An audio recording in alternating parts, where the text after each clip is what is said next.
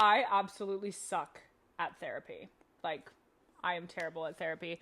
And my poor therapist, 90% of the time, is ask me a question. And it's a very black and white, like, yes or no question. Like, how do I word this? Like, do you think that's healthy for you? And every single time I go, well, it depends because, and you can just see it in his face. He's like, what the hell? And therapy has helped me become very self aware, which is why I can sit here and say, I really suck at therapy.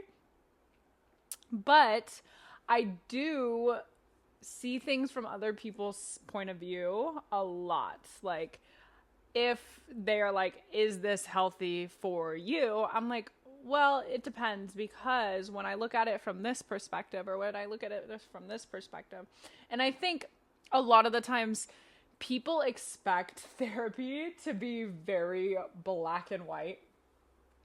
Like, that is gaslighting. That is a narcissist. That is unhealthy. This is anxiety. This is depression. This is how you handle things. And unfortunately, life just isn't black and white. And there's a lot of gray area and a lot of the topics that are being discussed on a day-to-day basis. And I think social media specifically has really leaned into like overusing therapy language, right? Like, you could say somebody's a narcissist, but like, do you even know how to actually define a narcissist? And because like, I could technically say I have narcissistic traits. My mom has narcissistic traits. Everybody I know has narcissistic traits. But can I say that I met somebody that through and through had no emotions and was a narcissist? No.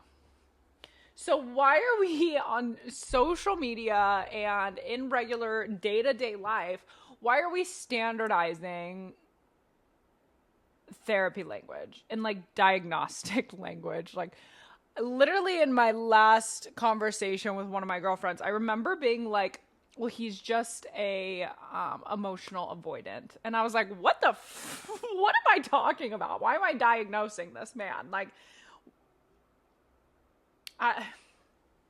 it's very difficult nowadays to like really be able to step back and see things from other perspectives, which is why I suck at therapy, because this is something I'm actively focusing on.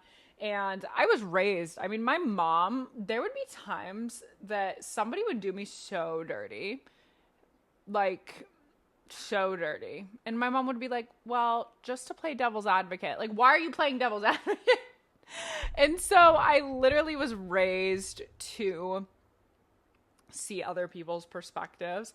And that's why ultimately I've started to suck at therapy, because I can't say, yes, this is healthy for me, or no, this is not, because it's so much deeper than that, right? Because if I look at it from another person's perspective, it benefits them. So like, ultimately it's healthy to me because I'm helping other people and da da da da da. And there's just a lot that goes into it, which is why I am absolutely, I can tell you right now, there is a reason I pay my therapist so much.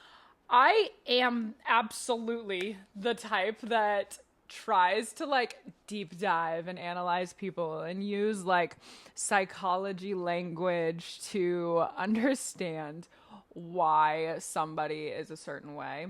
For example, with my friend, I told her like, oh, I think this man is just emotionally avoidant. Why am I saying that instead of just saying he's emotionally immature, or that was rude, or you're being impatient? And I think a lot of the times we try to use therapy language to validate behaviors when like really we could just be calling it as it is, right? Like, that was fucked up. That was rude. You shouldn't have behaved that way. And granted, while I am definitely the kind of person to play in the gray area, what they're going through, what they were doing, how I look at this does not change the fact that what they did was wrong, or the fact that what they did hurt me or hurt somebody else. A lot of the times I am trying to psychoanalyze every single thing a person does to validate that they're not a bad person. And a lot of the times I just have to tell myself they're not a bad person, but what they did was wrong. And I think the world has gotten women have gotten very used to trying to validate the way that people do things because we just don't want to see the bad in people.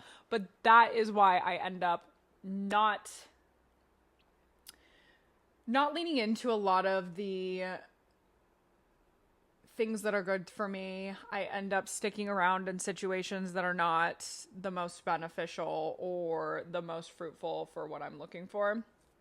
And that seems to cause a lot of issues in relationships and friendships, which is another reason, like, I'm terrible at cutting people off because I always want to see the best in people.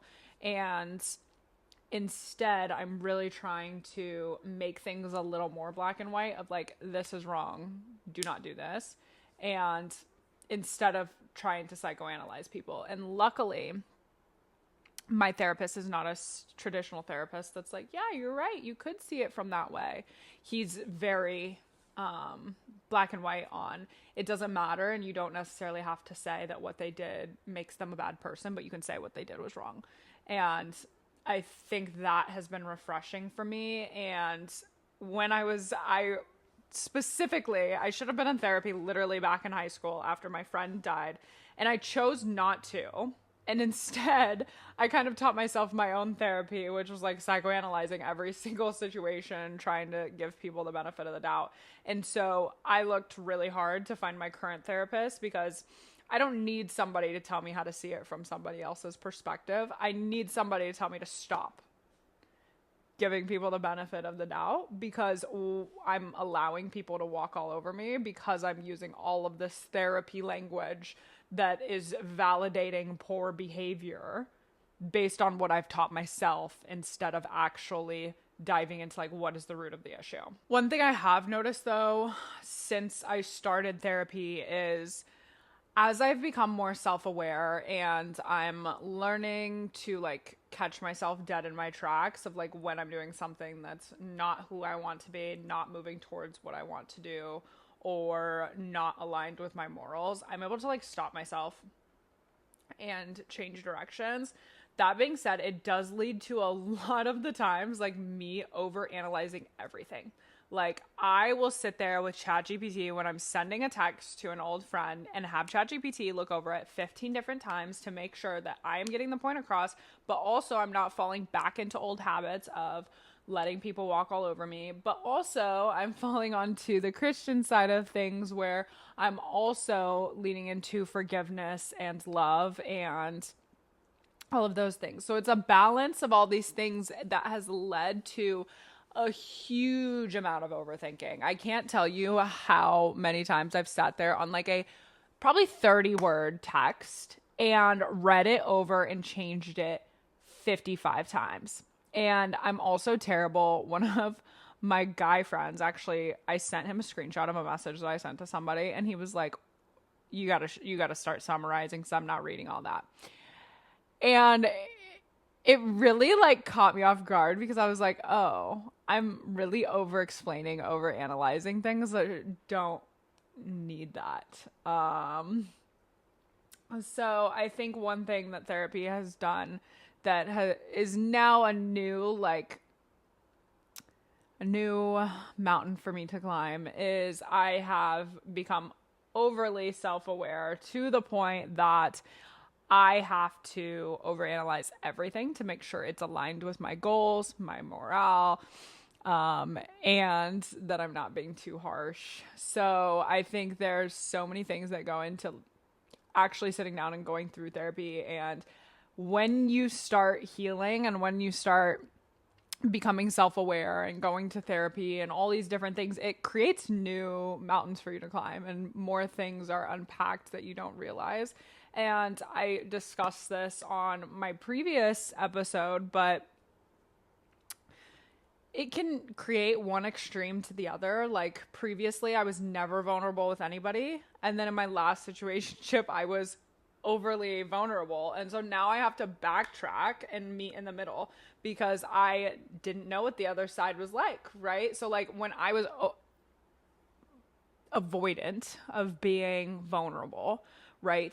I would cut people off. I would shut down. I would be mean. I would be cruel. Versus when I learned to be vulnerable, I was overly vulnerable, overly sharing my emotions, overly emotional.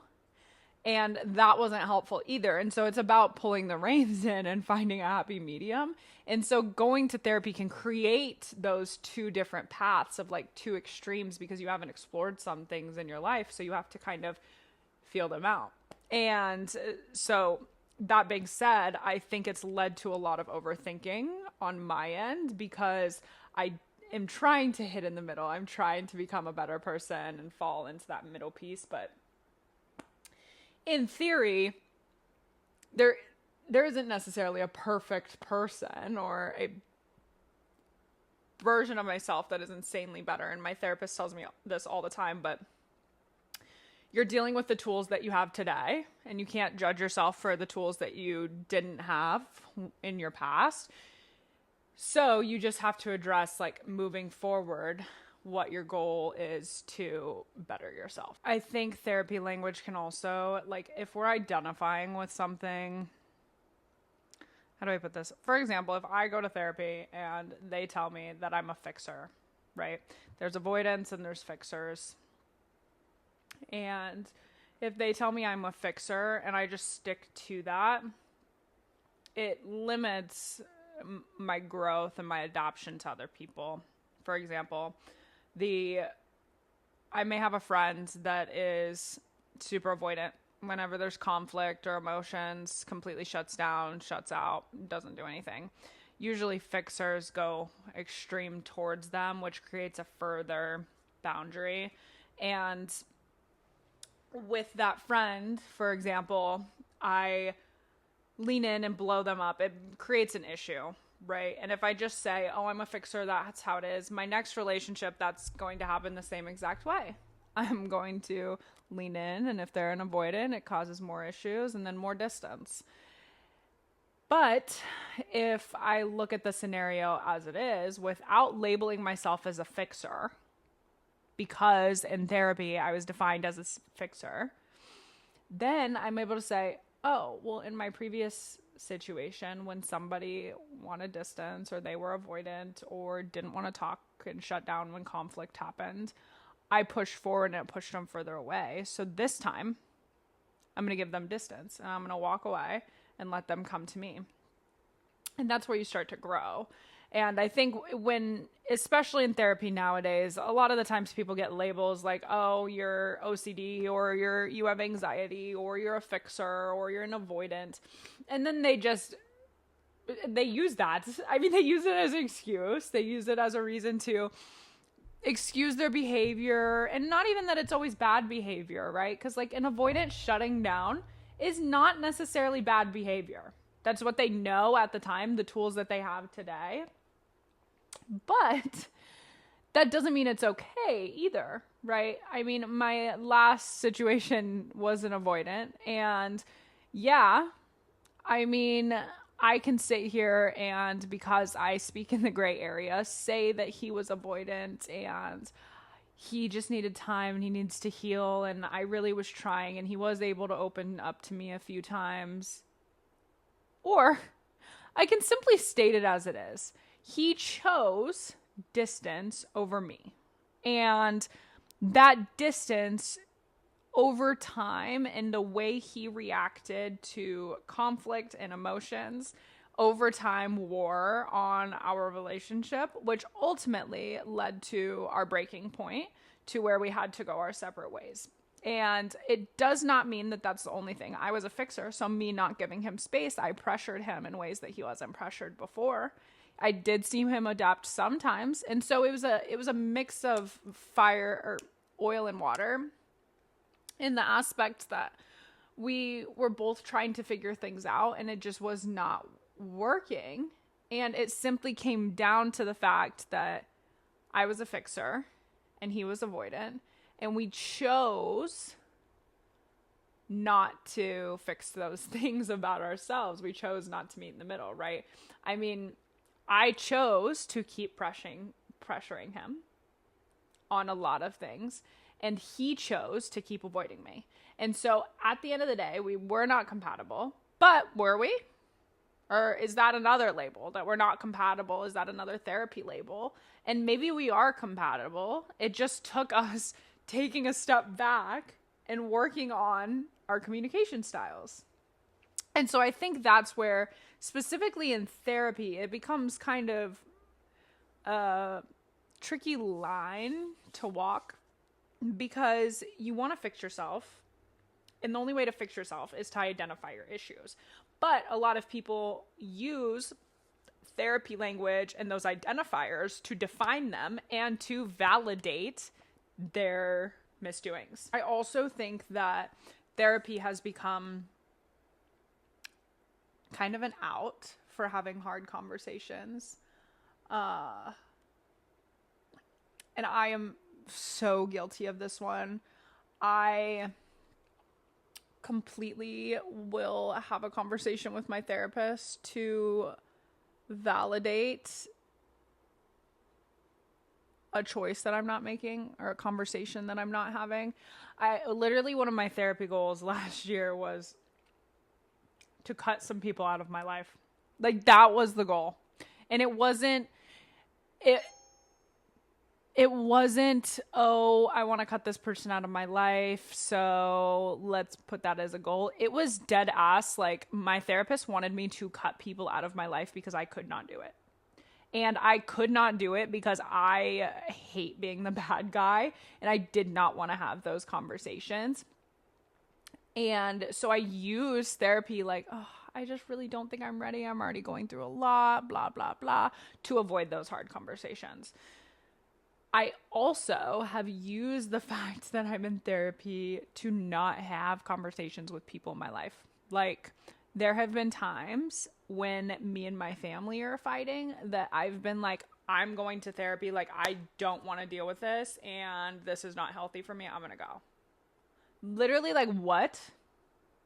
How am I just going to walk away from a conversation? Granted, I will say on some conversations, you have to walk away. You have to give yourself space. But that doesn't mean you, like, don't address the issue because you're going to therapy and they're not. Like, yeah, that can be a tough line to walk. But I think therapy a lot of the times is a reason to avoid hard conversations. I think we have conversations with our therapist dancing around the reason we don't want to have a tough conversation with the people in our lives. And, like, realistically, why can I pay my therapist $400 a session, but I can't ask homeboy over here if he has feelings for me, or to, like, lean in a little bit more, tell him what my needs are? But the fact that I just described, like, I need to tell him what my needs are, I would have never known that before going to therapy. I would have just said, like, he's just not up to my standards, instead of saying, like, this is what I need. So I think, again, I love therapy. Therapy has been amazing for me, but in theory, like, I am not good at therapy at all. Realistically, therapy is one of the best things that I've done for myself, for my career, for my self-confidence, my self-esteem, my relationships, whether they work out or not, my mental health. I strongly advise therapy for everybody. That being said, I think that therapy needs to be taken with a grain of salt in certain aspects. We're all experiencing life for the first time, and a therapist, while they did go to school for it and they have tools that we do not have, they are not wiser than we are. They do not know everything, and diagnosing people that they do not know or are only getting one side of the story is not the accurate way to utilize therapy. I think therapy should ultimately be utilized to better yourself and to give yourself tools for coping, anxiety, depression, etc., helping lead you down a better path, understand what you want out of life. But and I speak to all of this out of experience. There's so many times I see on TikTok people like diagnosing people after hearing one side of the story and then going and hating on everybody else. And it really comes down to like, these people are not narcissists. You just heard one side of the story, like 90% of the time. So therapy is the best thing that ever happened to me, but I think it's also taken with a grain of salt, especially in my life. I absolutely love my therapist, but at the same time, if he tells me to cut off a relationship that I don't want to cut off, I'm not going to do it, because granted, the only time I've listened to him tell me cut off this relationship is when it was unhealthy for me. And my therapist does not tell me stuff just to cut off or self-diagnose or to diagnose other people. So the thing that has been most beneficial for me has been the self-awareness piece out of therapy. That being said, it does sometimes turn into self-obsession and the aspect of like, I'm constantly trying to better myself, and therapy's just an additive to that. But it is one of the best things that's happened to me. I can feel myself on a daily basis having better tools to cope and better tools to like walk through life, which has been immensely beneficial and has helped me identify when people are using like therapy language to get out of things, to make an excuse, or to avoid a conversation.